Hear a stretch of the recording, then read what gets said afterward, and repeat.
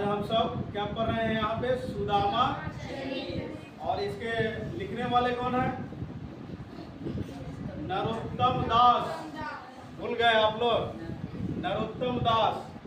तो नरोत्तम दास भक्ति काल के कवि हैं। साहित्य को रचना के दृष्टिकोण से काल में बांटा गया है। भक्ति काल, रीति काल, आदि काल इत्यादि प्रकार के। तो ये भक्ति उस टाइम में जो भी कविता, जो भी रचनाएं होती थी, खास करके भक्ति के द्वारा, भगवान के भक्ति में समर्पित ज्यादा करके हुआ था।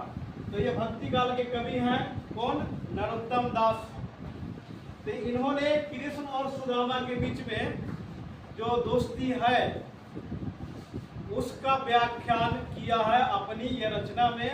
और ये रचना इनका सवैया के माध्यम, सवैया छंद में वर्णित है। सवैया एक विशेष छंद होता है और इसमें ये मालती है। और इसमें प्रत्येक अक्षर हम यहाँ देखेंगे, गिनेंगे तो 23 गो अक्षर है। प्रत्येक में 23 अक्षर, 23 वर्ण है। और सभी वर्णों में क्या होता है? सभी रचनाओं का अलग अलग धुन होता है। आज चेतना शब्द जो हो रहा था और पल्लवी को हम बोल रहे थे कि ऐसे गाना नहीं गाया जाता, सबका धुन होता। सवैया को अलग धुन से गाएंगे, दोहा को अलग धुन से, चौपाई को अलग अलग धुन से गाएंगे, सबका अपना ट्रैक होता है। तो इन्होंने रचना किया किसके बारे में? सुदामा चरित्र, यानी सुदामा और कृष्ण की मित्रता का वर्णन करने के लिए। किसमें? सवैया में।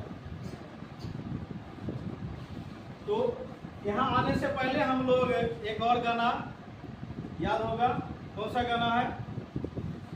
अरे द्वार पालो कन्हैया से कह दो कि मिलने सुदामा गरीब आ गया है। भटकते भटकते न जाने कहाँ से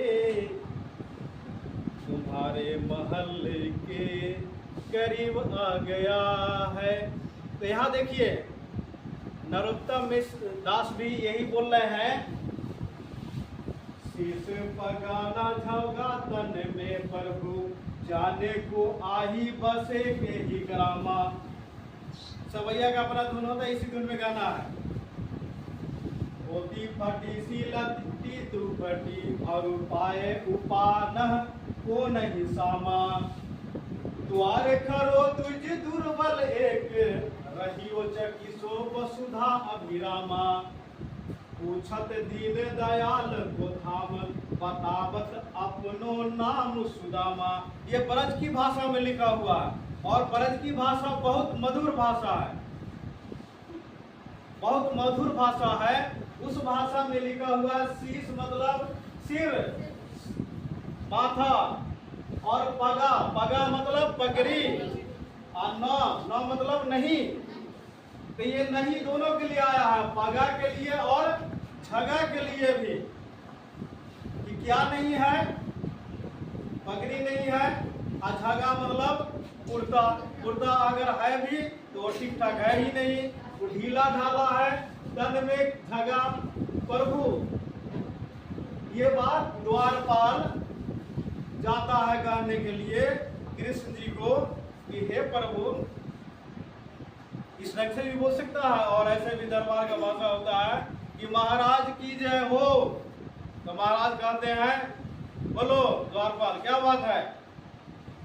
तब कहता है कि महाराज द्वार पर एक आदमी आया है और पूरा हुलिया बताता है। कृष्ण जी को पूरा हुलिया बताता है। क्या हुलिया बताता है? क्या नाम है पता नहीं। हुलिया पहले सुन लीजिए कि सिर पर पगड़ी नहीं है। पगड़ी नहीं है मतलब वो अमीर नहीं है, जमींदार नहीं है। पहचान होता है पगड़ी मतलब बहुत बड़ा जमींदार, तो पगड़ी है नहीं, तो फुटपाथ पर रहने वाला भिखारी टाइप का है। झगा यानी कुर्ता भी तन में नहीं है। और प्रभु यानी प्रभु को ये संबोधित करके द्वारपाल कह रहा है, जाने को आही बसे के ही ग्रामा, पता नहीं कहां से आया है।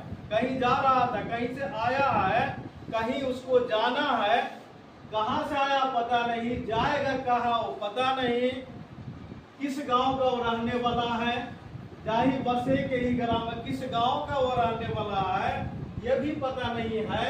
धोती फटी सी, धोती जो पहने हुए हैं प्रभु वो भी क्या है, कैसा फटा हुआ है। लटी मतलब लटका हुआ है, कौन चीज, दुपट्टी, दुपट्टा उसका लटका हुआ है। अब बताइए कि मर्द दुपट्टा तो महिला रखती है, मर्द जो रखता है उसका नाम क्या है, उस दुपट्टा का गमछा। तो गमछा जो है उसका वो लटका हुआ है। अरु, अरु मतलब और, पाय मतलब पाँव, पैर, उपाना पैर में पहनने वाला। तो पैर में क्या पहनते हैं आप लोग तो बूट पहनने लगे हैं, लेकिन पहले जूता पहनते थे लोग लेदर वाला, और उससे जूता, चप्पल, खड़ाव लकड़ी का, देखे है। अगर गरीब आदमी है तो तारे के डंकुइया होता है, उसमें रस्सी बांध करके चप्पल टाइप का बना लेता था और पहनता था। क्यों? क्योंकि पहले चलने का जो डगर होता था वो कच्ची सड़क, कहीं पहाड़ होके गुजरना है, कहीं नदी नाले होते हुए गुजरना है, जंगल होके जाना है, और बहुत ऐसा पेड़ पौधा है कि कांटेदार है, कटीले पेड़ पौधे तो कांटा गिरा हुआ है रास्ता पर, बड़ा बड़ा जैसे बेल का कांटा हो गया, खजूर का कांटा हो गया, ये तो चुभ जाएगा, चुभेगा ना। तो खाली पैर चलना खतरनाक है कि नहीं। तो वैसे रास्ते में उस जमाने में उस रास्ते पर चलने के लिए पैर में कुछ न कुछ होना चाहिए। तो द्वारपाल कहता है कृष्ण जी की है प्रभु, और पांव में, पैर में पहनने के लिए वो नहीं सामा, कुछ आएंगे नहीं है पैर में। द्वार खरो द्विज दुर्बल। अब असली बात अंत में कहता है, इसको तो पहले कह देना चाहिए कि दूरा पर एक दुर्बल ब्राह्मण, द्विज मतलब ब्राह्मण, द्वार पर खड़ा है, द्विज मतलब ब्राह्मण, वो कैसा, दुर्बल।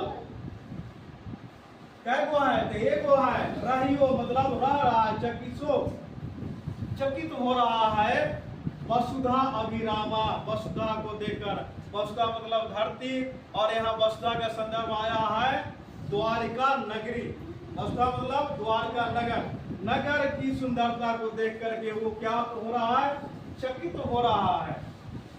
पूछत दीन दयाल को धाम, दीन दयाल मतलब भगवान, गरीबों के दीन, यहाँ पर दो दिन का दिन लिखा हुआ है, इस दिन का मतलब हुआ गरीब, और दो हर्षी का दिन होता है, उसका मतलब क्या हुआ, दिवस, डे।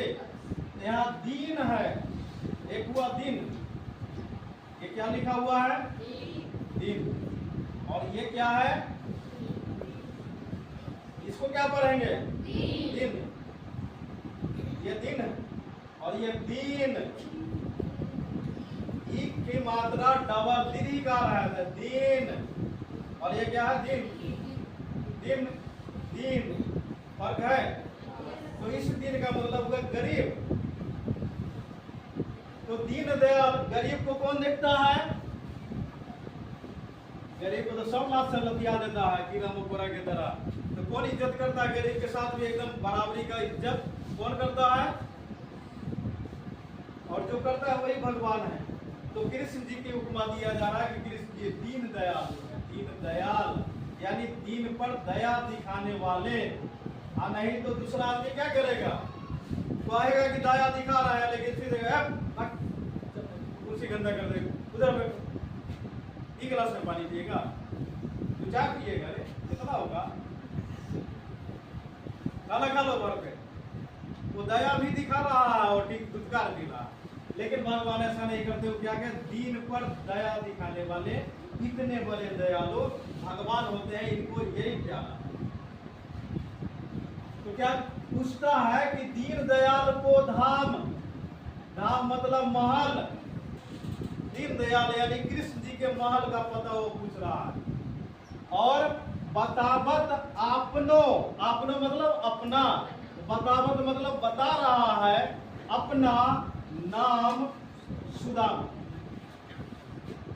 कृष्ण जी जब इतना बात सुने, ये मेन बात अंतिम में द्वारपाल कहता है। अगर ये बात पहले ही के बोल देता तो मामला बिल्कुल ठीक ठाक रहता, इतना टाइम नहीं लगता। इतना लंबा चौड़ा वो द्वारपाल अपनी प्रक्रिया फॉर्मेलिटी को पूरा करने के दृष्टिकोण से वो जो सब कुछ वेशभूषा बता दिया, हुलिया बता दिया, कहाँ से आ रहा है, कैसा दिख रहा है, वो बताया। असली बात सुदामा बाद में कहता है। जब सुदामा का नाम सुनते हैं कृष्ण जी तो कहते सुदामा, वो झटपट दौड़ के कहते कहाँ है सुदामा, किधर है सुदामा। ये इस शब्द में इतना बड़ा चमत्कार था, इतना बड़ा वो ऊर्जा है कि जो ही कृष्ण जी के कान में ये आवाज सुनता है सुदामा, झट से दौड़ते हैं। वो राजा थे, दरबारी को कह सकते थे कि बुला के ले आओ, लेकिन ऐसा क्या था सुदामा में कि दरबारी को न भेज करके खुद दौड़ते हुए सिंहासन को छोड़ के और दौड़ते हुए वहां द्वार पर पहुंच गए, नाम सुनते ही। क्योंकि ये बचपन का सखा था, कौन सा, क्लास में। ये दोनों आदमी एक ही गुरुकुल में पढ़ते थे बचपन में, जैसे कि आप लोग पढ़ रहे हैं। और बाद में पता नहीं कौन क्या बन जाएगा, इसमें से कौन डॉक्टर बनेगा, कौन इंजीनियर बनेगा, कौन वकील बनेगा, कौन वीडियो बनेगा, कहना मुश्किल है।